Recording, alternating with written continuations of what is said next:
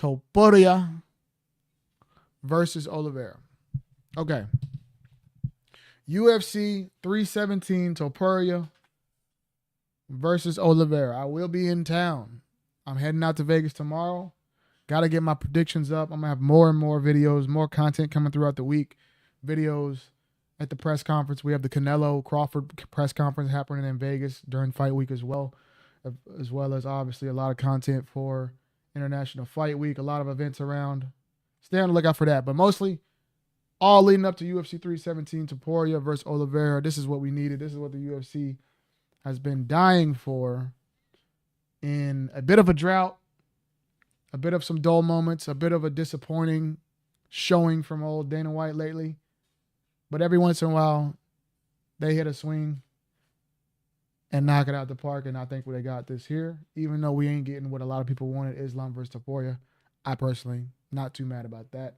Topuria and Oliveira, I'm just as happy. Let's start at the top. I'm going to start at the top. Ilia Topuria versus Charles Oliveira. We got Pantoja, Kakar France, Benil, Moicano, Royval, Joshua Van, Peyton Talbot, Felipe Lima. Solid main card. Not the most crazy stacked like UFC 300. Not the most crazy stacked like, I think it was UFC 303, I believe. Not crazy stacked like the old, Like I always say, 2014 to 2018 was peak to me. It ain't stacked like those days. But for today's standards, this is a great card. Prelims, Hermanson Gregory Rodriguez, Hyder Emil, Tracy Cortez, Vivian Arujao, Terrence McKinney, and Slava Klaus. Cedric Dumbass, the Dumbass. I don't know how the hell he's still on the roster. Nico Price, exciting to see him. I thought Paulo Costa was on this card. Wasn't Paulo Costa on this card? Am I tripping? Was Paulo Costa not on this card? Okay, I'm not gonna waste time on that. Let's get to the shit. But I thought he was on the card for some reason. Maybe I'm stupid. Maybe he's coming up on one of these next cards. But we're gonna start from the top. Ilia Topuria versus Charles Oliveira. Now, this is a fight where I'm seeing odds. The odds are not shown here, but I've seen odds as far as minus 500 for Ilia Topuria. And while I don't agree, I can see why those odds could be warranted in some people's minds.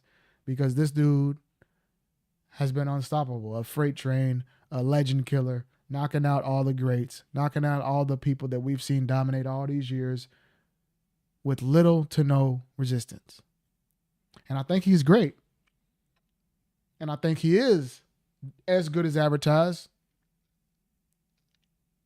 And I will think he will be just as good at 155. I don't think he's going to have a significant drop-off. I think he may be even better. And I do think he's legit. And I do think the hype is warranted. But I don't think he's unbeatable. But is this the stylistic matchup to see him lose? My personal opinion, I think Ilia Topuria is very good going downhill. He's very good being the bully. He's very good being the hammer. Look at the Max Holloway finish. Look at the Jai Herbert finish. Look at the Volkanovski finish. Look at the what was the other one? Look at the Bryce Mitchell finish. Look at the one where he finished the guy with the nasty body shot. Look at all these finishes and look where they take place. Behind the warning track, right along the cage. He likes to back guys up and he likes to trap you. He's very patient and he'll trap you against the cage and he'll knock you out and he'll finish you. And I think Charles Oliveira has a very conducive style to give him a lot of problems because Charles does not take back steps. And I think that is the key in Charles's game plan. No back steps. No back steps. We know Charles gets hurt. We know Charles gets dropped. But I don't think Charles's chin is truly as bad as some people may talk about it or truly as bad as some people make it out to be in this matchup. I think Charles has a good chin. I think Charles is very durable. I think Charles does get hurt, and Charles is hittable, but I don't think he's easy to finish. And I think that is going to be the key in this fight, is for him to stay alive. I think him coming forward, him applying pressure, he will be able to have a lot of success early. I think this fight will go, Ilia Topuria may hurt him intermittently throughout the fights. I think Charles Oliveira will be cooking early. Charles Oliveira will be walking forward, showing he's the bigger man, you know, imposing his game plan, and having a lot of great moments. And people on Twitter and people watching the fights will be very, very happy. Oliveira fans will be very excited. And then every single round as it goes on, because I think it will go a couple rounds, every round as it goes on, you'll see a moment in the first round, and you go, oh, shit. Oh, that was close. Oh, Charles, if he would have hit you with that, or he'll hit Charles with something, and he'll sting him, and Charles will get back up, and you go, oh, damn, that could have been it. If Ilia really went for it, oh my God, that could have been it. We're going to have moments like that, I think, throughout the first 2 to 3 rounds. I think Charles will be winning the fight. Ilia has a moment, and we're like, ooh. And we're going to see that all throughout the first couple rounds. I think Charles will be winning. I think Charles will be looking good. And eventually, I think Ilia finds the chin. Ilia's a very patient guy. Ilia will lose rounds. He lost the first round against Volk. He'll let Charles cook. He'll let you get your shit off. He'll let you do what you want to do. He's not some guy that's just gonna, launch in there and just throw haymakers if you have great defense, he's gonna wait. If you have a great game plan and you're imposing it very well, he's gonna wait you out. But I don't think 5 rounds is doable for Charles Oliveira. I think the guy that's going to beat Ilia Topuria will be somebody that wrestles or somebody that can match him with that one-punch power. And I don't know if there's anybody. Charles Oliveira is very powerful, and his power is slept on. Justin Gaethje alluded to that. But to me, if it was going to go the distance, I would probably lean Charles. But I don't think it goes the distance. I think Ilia Topuria, like I said, Charles is doing well. Charles is having his moments, and Charles is imposing his game plan. And we'll see little spurts of Ilia exploding, on him, and having, slight moments of explosion, slight moments of, flashes of greatness, flashes of how scary and how dangerous he is. And I think that power, out like a light. Out like a light. Charles will be winning the fight, and then, boom, out. I got Ilia Topuria by knockout in the 3rd or 4th round. I think it goes a little bit longer. I think Charles has moments. I think Charles will be up on the scorecards, and he gets knocked out. I'm sorry. He's going to be able to come forward, and I think that's going to be the best, smartest game plan for him to do.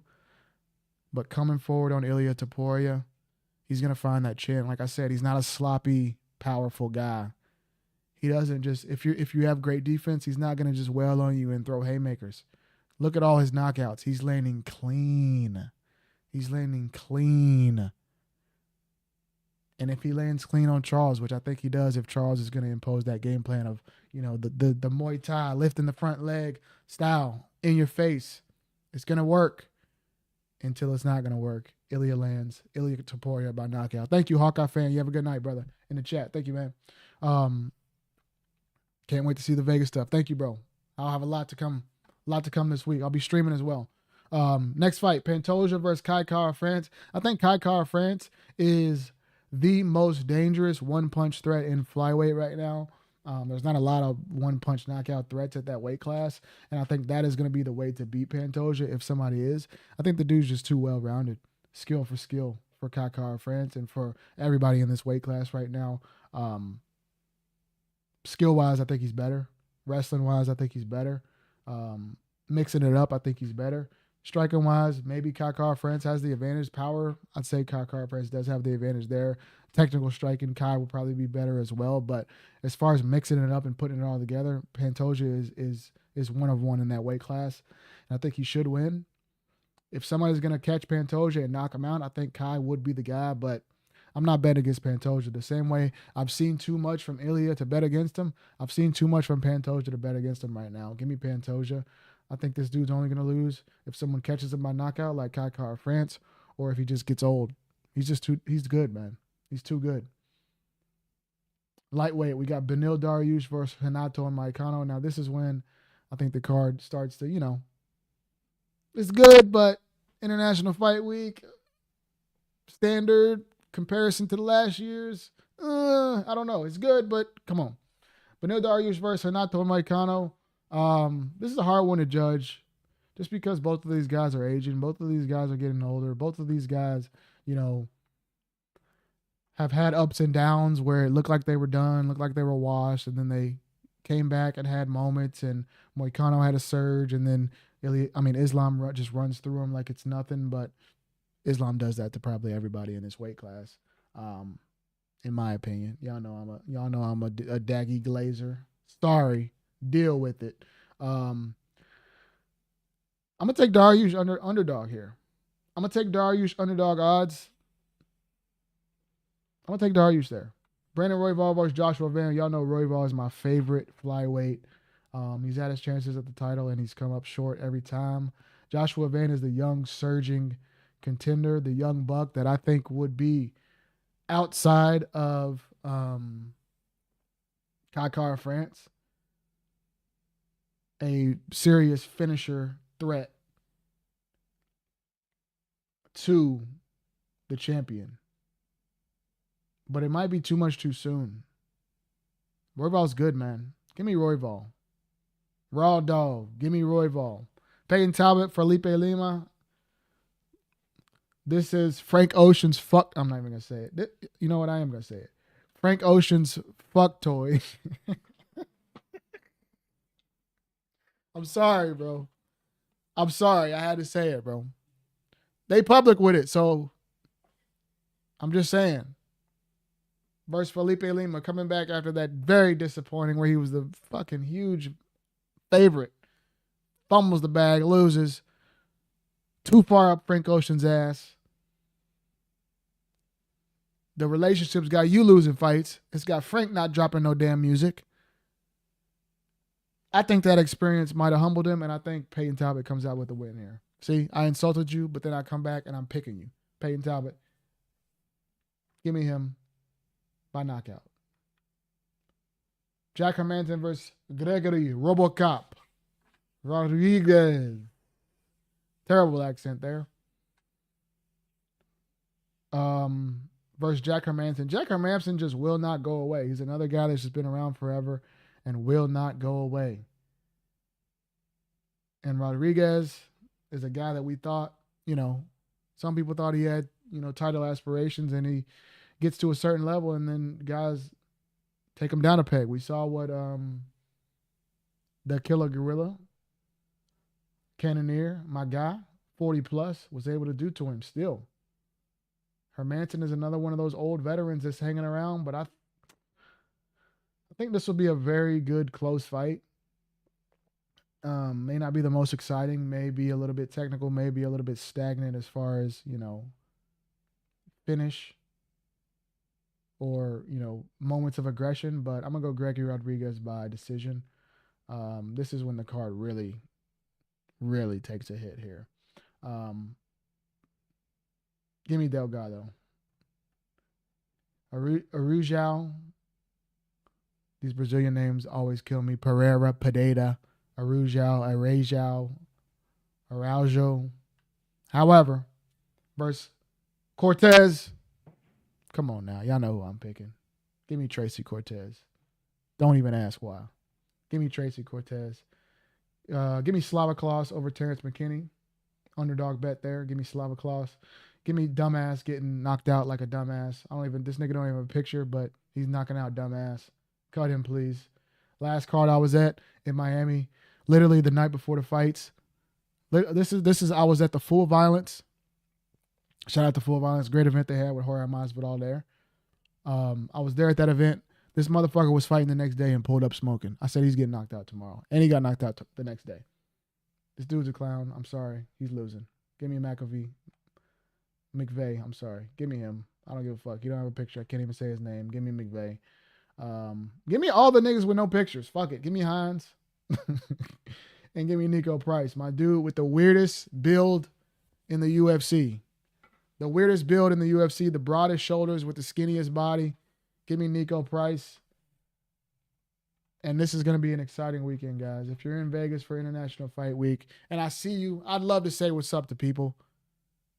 I'd love to say what's up to people. I met some people last year. I don't even think I got motion like that. I'm still growing. I'm still on the come up. But I've seen people that said that they seen me before. You look familiar. I'm not like, oh my God, I watch your videos. I'm not at that level yet. It's like, I seen you before, maybe. One of your videos might have crossed my For You page. One of your videos might have crossed my timeline.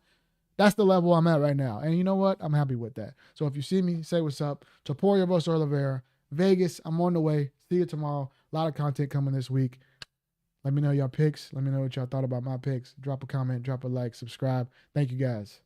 Vegas, I'll see you tomorrow. Peace out. This is my 3rd International Fight Week.